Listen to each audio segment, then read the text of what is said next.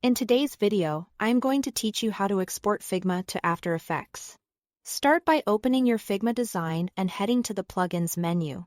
In the search bar, look for a plugin called Convertify.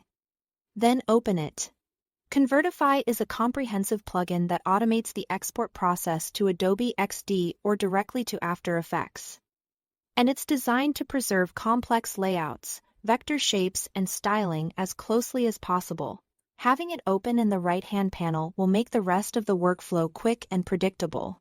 Before you export, make a deliberate selection in your Figma file.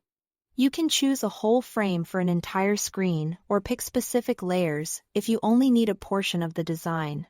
Being intentional here helps you keep your After Effects project lightweight and organized.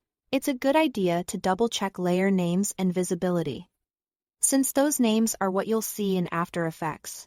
Hide anything you don't want to include and make sure your main frame is the one that's selected if you plan to export the full layout. With your selection ready, go to the Convertify panel and choose the Export Figma to Adobe After Effects option. This tells the plugin to prepare a file tailored specifically for After Effects, rather than other formats. Take a moment to confirm you've selected the correct export target, since this setting influences how layers and properties are mapped on the After Effects side. Next, click Convert Page Face Selection.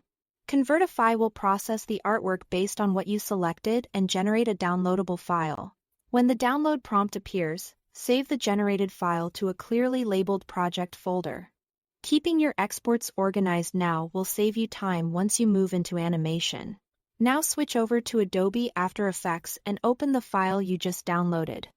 Your composition will load with the layers reflecting your Figma structure, ready for keyframing, effects, and motion. If you exported a frame, you should see a composition with nested layers that match your design hierarchy. If you exported specific layers, you'll see just those elements. From here, you can start animating immediately, confident that Convertify kept the visual details intact. That's all to it. Thanks for watching.